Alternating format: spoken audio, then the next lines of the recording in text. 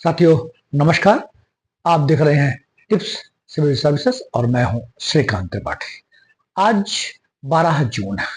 12 जून को पूरी दुनिया में बाल श्रम निषेध दिवस मनाया जाता है, जिसका उद्देश्य है कि बच्चों के बचपन को सुरक्षित रखा जाए, उनकी भावनाओं को विकसित किया जाए तथा उन्हें शिक्षा, संस्कार और बेहतर आदतों की ओर अग्रसर किया जाए। लेकिन गरीबी, अशिक्षा और बेरोजगारी के कारण बच्चों को भी विभिन्न कार्यों में, यहाँ तक कि खतरनाक कार्यों में नियोजित कर दिया जाता है। सभ्यता के विकास के दौरान यह विदित हुआ कि बच्चों के बचपन को सुरक्षित रखने के लिए यह आवश्यक है कि बाल श्रम कानूनों को बनाया जाए। इसके लिए सर्वप्रथम 11 अप्रैल 1919 को अंतरराष्ट्रीय श्रम संगठन ILO बनाया गया, जिसका मुख्यालय जिनेवा में है, जिसमें वर्तमान में पूरी दुनिया में 186 भारत सहित 187 सदस्य इसके देश के सदस्य हैं, जिसका उद्देश्य है कि बाल श्रम को रोकना है और जो श्रमिक मानक है और श्रमिकों की जो परिस्थितियां हैं उनको ठीक ठाक रखना है। इसके लिए अंतर्राष्ट्रीय श्रम संगठन पूरी दुनिया के एक बाल श्रमिकों के लिए कानून भी बनाते हैं, कन्वेंशन भी करते हैं और निगरानी भी करते हैं। अंतर्राष्ट्रीय जो श्रम संगठन है ILO 2002 से 12 जून 2002 से पूरी दुनिया में बाल श्रमिक को रोकने के लिए यह निषेध दिवस मनाने का निर्णय लिया था। 12 जून 2002 इसको याद रखा जा सकता है। ये ILO जिसका मुख्यालय जिनेवा में है, इसके द्वारा 2 कन्वेंशन बड़े महत्वपूर्ण हैं जो बाल श्रम से संबंधित है। एक है कन्वेंशन 138 138 और एक है कन्वेंशन 182 182। इन दोनों कानूनों में, दोनों कन्वेंशन अर्थात समझौतों में कन्वेंशन 138 में जो बाल श्रमिक हैं उनकी एज लिमिट तय कर दी गई कि इतने वर्ष से जो कम आयु के लोग हैं, सामान्य तौर पे 14 वर्ष, किसी देश में 12 या 15 वर्ष भी है। इससे जो कम उम्र के बालक होंगे, बाल्य होंगे, उन्हें श्रमिक के तौर पर नियोजित नहीं किया जाएगा। इवन जो 14 से 18 वर्ष तक के बच्चे, उन्हें जो बहुत ही खतरनाक स्थल है वहां उन्हें कार्य के लिए नियोजित नहीं किया जाएगा। इसके लिए कन्वेंशन 138, ये ILO का कन्वेंशन है, ये इंपॉर्टेंट है, परीक्षाओं में भी पूछा जाता है 138। और इसी तरह जो 182 182 कन्वेंशन है, उसमें यह कहा गया कि जो खतरनाक स्थल है, जैसे खनन है, आतिशबाजी है और ऐसे जो हजारदस वर्क हैं, वहां बाल श्रमिकों के कार्य का पूरी तरह से उन्मूलन कर देना है, यानी वहां बाल श्रमिकों को नहीं लगाना है। यदि कोई इन कानूनों का, इन कन्वेंशन का उल्लंघन करता है तो उसके लिए प्रावधान है दंड का, जुर्माने का। तो ये तो ILO की बात हो गई कि अंतर्राष्ट्रीय श्रम संगठन की स्थापना कब हुई, कहाँ हुई, मुख्यालय कहाँ है और वर्तमान में कितने सदस्य हैं और कब से यह बाल श्रम निषेध दिवस मनाना शुरू किया। इसके बाद हम चर्चा करते हैं भारत में बाल श्रमिक की स्थिति की और कब से कानून भारत में बाल श्रमिकों के कानून का इतिहास क्या रहा। तो सामान्य तौर पे भारत में बाल श्रमिकों का जो नियोजन है, लगभग 60% जो बाल श्रमिक हैं उनका नियोजन कृषि के क्षेत्र में, कृषि, पशुपालन और मत्स्य पालन, मछली पालन में लगभग 60% बच्चे नियोजित हैं।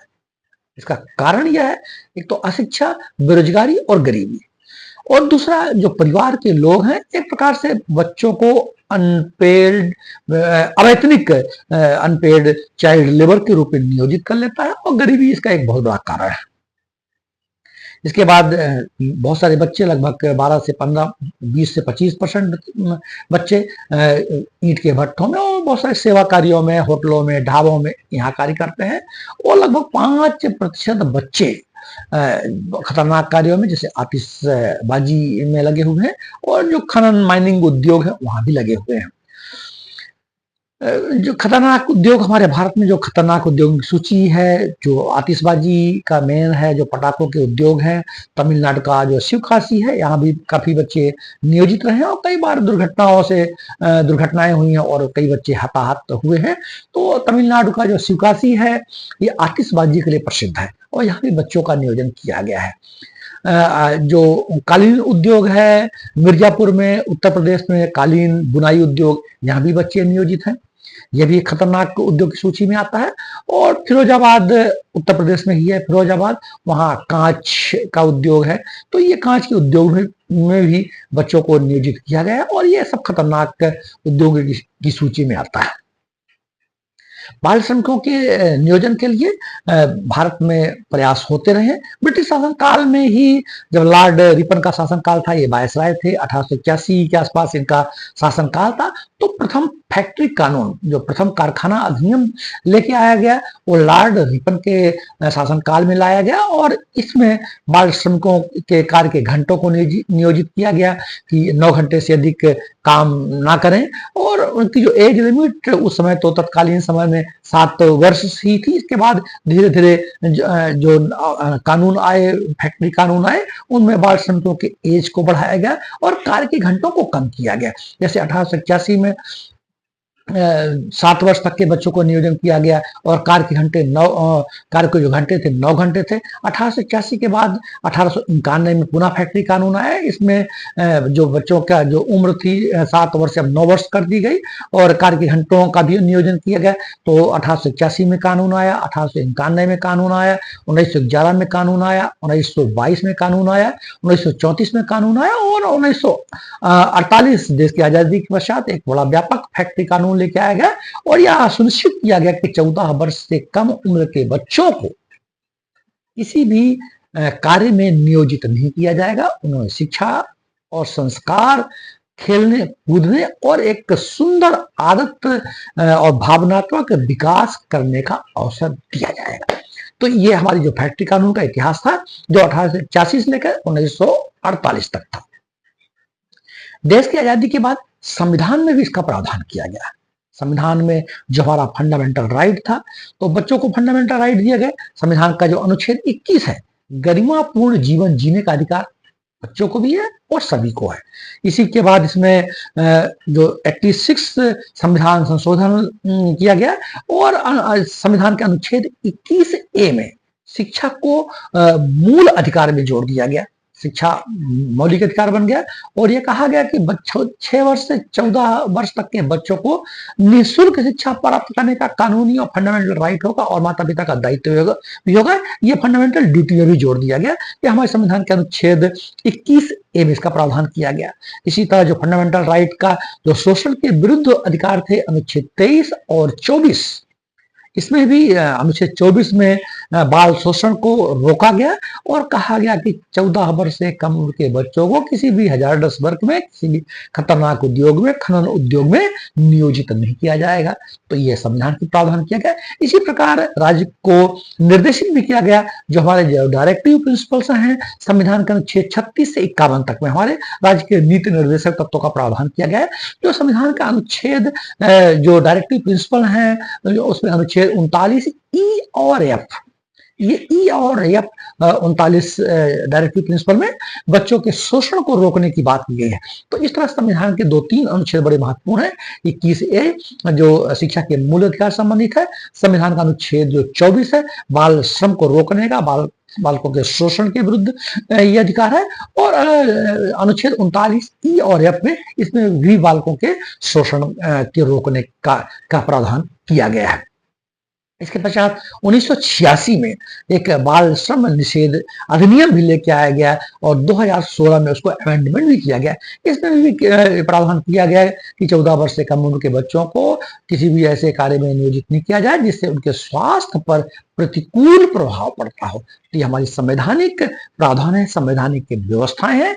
इस मामलों में माननीय सुप्रीम कोर्ट के द्वारा भी अपने कई निर्णयों में यह बात इंगित किया गया है, स्पष्ट किया गया है, निर्देशित किया गया है कि बच्चों के स्वास्थ्य को देखते हुए उनके शिक्षा और उनके व्यक्तित्व के विकास के लिए जरूरी है कि उनको शिक्षा का मौलिक अधिकार दिया जाए।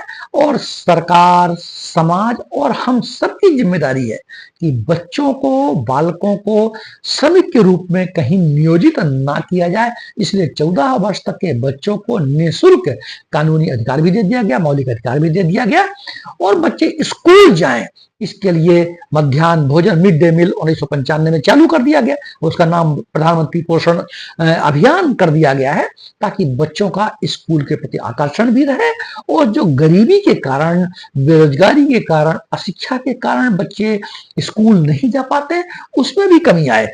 तो मिड डे मील, मध्याह्न भोजन योजना संसार की बहुत बड़ी स्कूल में ये बच्चों को भोजन और पौष्टिक आहार देने वाली योजना है, बड़ी महत्वपूर्ण योजना थी। तो भारत सरकार के द्वारा इसको भी चालू किया गया। तो ऐसे महत्वपूर्ण जो प्रावधान है, और माननीय सुप्रीम कोर्ट के द्वारा समय समय पर विभिन्न जनहित याचिकाओं के माध्यम से, जो एनजीओ के माध्यम से PILs लगाए गए, उनमें भी ये निर्देश दिए गए हैं। और बहुत से ऐसे हमारे एनजीओ हैं जो बच्चों के हित के लिए, बच्चों के बचपन बचाने के लिए, उनको शिक्षा के लिए, उनके जागरूकता के लिए, उनके व्यक्तित्व के विकास के लिए बहुत सारा काम कर रहे हैं। इसमें तेलंगाना का बेलपुर मॉडल, ये MB फाउंडेशन एक एनजीओ था, MB फाउंडेशन एनजीओ था, जो तेलंगाना के एक गांव बेलपुर में इस मॉडल को अपनाया गया और यह तय किया गया कि सामाजिक जागरूकता, सामाजिक सहभागिता, माता पिता जो पेरेंट्स की सहभागिता से इस गांव को, बेलपुर गांव को, तेलंगाना का एक गांव है, इसको बेलपुर मॉडल कहा गया है। कि इस गांव में किसी बच्चे को कार्य पर नियोजित नहीं किया जाएगा, सबको स्कूल भेजा जाएगा, स्कूल में उनका नामांकन होगा, उनको पढ़ने की पूरी व्यवस्था की जाएगी। इसको इसे बेलपुर मॉडल कहा गया है। इसको अंतर्राष्ट्रीय श्रम संगठन अर्थात ILO एवं यूनेस्को द्वारा काफी सराहा गया है। इस बेलपुर मॉडल ने यह स्पष्ट कर दिया कि सामाजिक जागरूकता, सामाजिक सरोकार, सामाजिक सहभागिता के द्वारा बाल श्रम से समाज को मुक्त किया जा सकता है। तो बेलपुर मॉडल को के अध्ययन की आवश्यकता है और इसे पूरे देश में, दुनिया में लागू करने की, सामाजिक जागरूकता की बड़ी जरूरत है। तो बेलपुर मॉडल जो तेलंगाना के एक गांव में इसको चालू किया गया, यह भी हमारे परीक्षा के दृष्टिकोण से भी उपयोगी है और एक हमें जानकारी भी देता है कि कैसे सामाजिक अगर जागरूकता हो, सामाजिक सहभागिता हो, तो कैसे हम किसी गांव को बाल श्रम से मुक्त कर सकते हैं। तो बेलपुर मॉडल आप याद रखिएगा। बहुत सारे एनजीओ हैं, बचपन बचाओ आंदोलन जो डॉक्टर कैलाश सत्यार्थी ने 1980 में स्थापना किया था। बचपन बचाओ आंदोलन डॉक्टर कैलाश सत्यार्थी को जिन्हें नोबेल शांति पुरस्कार भी मिला हुआ है। तो ये बच्चों को के हित के लिए कानूनी लड़ाई भी करते हैं और सरकार और माननीय न्यायपालिकाओं पर एक ऐसा दबाव भी रहता है कि बच्चों के हित में बेहतर कानून बनाए जाए। तो आज 12 जून है और हम बाल श्रम निषेध दिवस मना रहे हैं। हम आवश्यकता है कि एक प्रकार का जो हमारे पास संवैधानिक और कानूनी प्रावधान है, अंतर्राष्ट्रीय श्रम संगठन के जो कन्वेंशन हैं, समझौते हैं 138, 182, इनको और ILO, यूनेस्को के द्वारा जो गाइडलाइंस हैं और हमारे जो संविधान में प्रावधान है बाल श्रमिक को रोकने के लिए, उन सब के लिए आवश्यकता है कि हम अपने फंडामेंटल ड्यूटीज का, मौलिक कर्तव्यों का पालन करें। बच्चे जो कि बचपना जिनका होता है, ये जो समय होता है पढ़ने लिखने, व्यक्तित्व का विकास और बेहतर आदतों को विकसित करने और सृजित करने का समय होता है। हम सबका दायित्व है कि बच्चों को बाल श्रमिक के रूप में नियोजित न करें, उन्हें स्कूल भेजें, उनका नामांकन स्कूलों में कराएं, उनको पढ़ने के लिए प्रेरित करें, उन्हें खेलने के लिए प्रेरित करें और उनकी अच्छी भावनाओं का, अच्छी आदतों के विकास का हमें प्रयास करना चाहिए, ताकि उन्हें खेलने कूदने का और अपने इमोशंस को सुंदर तरीके से, सकारात्मक तरीके से विकसित करने का अवसर मिल सके। क्योंकि बच्चे ही हमारे देश के भावी नागरिक होते हैं और हमारे देश को नेतृत्व प्रदान करते हैं और राष्ट्र निर्माण का कार्य करते हैं। इसलिए हम सबका दायित्व है कि हमारी जो नींव है, हमारा जो बचपना है, हमारी जो बाल्यावस्था है, इसको हम ठीक करें।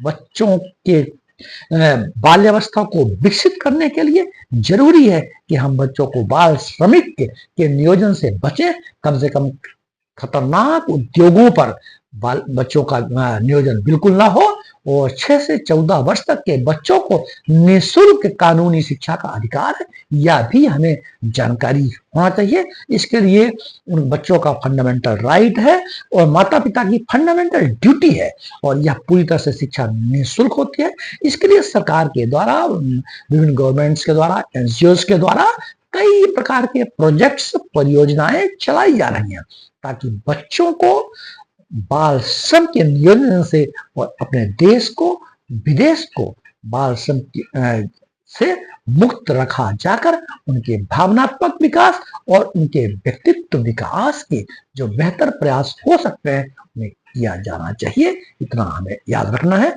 जय हिंद, जय भारत।